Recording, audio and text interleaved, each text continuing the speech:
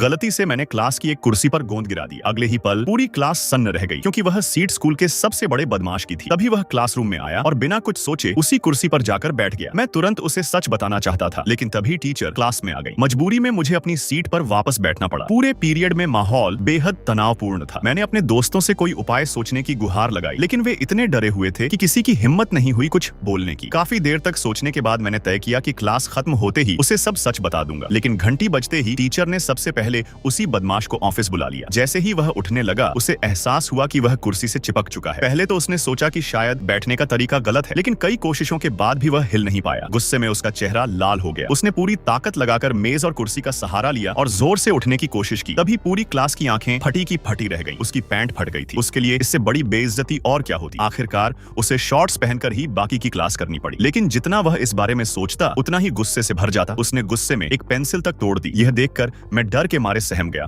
और सोचने लगा कि अब वह मुझसे कैसे बदला लेगा। मन शांत करने के लिए मैं एक क्लॉ मशीन खेलने चला गया। मैंने अपने सारे सिक्के खर्च कर दिए, लेकिन एक भी खिलौना नहीं जीत पाया। गुस्से में मैंने मशीन को हल्की सी लात मार दी। तभी पीछे से किसी ने मेरा नाम पुकारा। मुड़कर देखा तो वही स्कूल का बदमाश था, जिसकी सुबह बेइज्जती हुई थी। मुझे लगा अब वह मुझसे बदला लेने आया है, इसलिए मैं घबराकर पीछे हटने लगा। लेकिन मेरी हैरानी की कोई सीमा नहीं रही जब उसने बिना कुछ कहे मशीन में नए नए सॉफ्ट टॉयज से भरा एक पूरा बैग डाल दिया। जाते जाते उसने मुझसे मजाक में दो चार बातें कही, फिर अपनी मोटरसाइकिल पर बैठकर वहां से चला गया। मैंने मशीन की तरफ देखा तो ऊपर एक छोटा सा सफेद टेडी बियर रखा था। उसी पल मुझे महसूस हुआ कि शायद यह स्कूल का बदमाश वैसा नहीं था जैसा सब लोग उसके बारे में सोचते थे। लेकिन मुझे नहीं पता था कि वह भी मुझे चुपके चुपके देख रहा था। जब उसने मेरी नई पोस्ट की हुई फोटो देखी तो उस छोटे सफेद टेडी बियर को मेरे बिस्तर पर सजा हुआ पाया। यह देखकर उसके होंठों पर हल्की सी मुस्कान आ गई।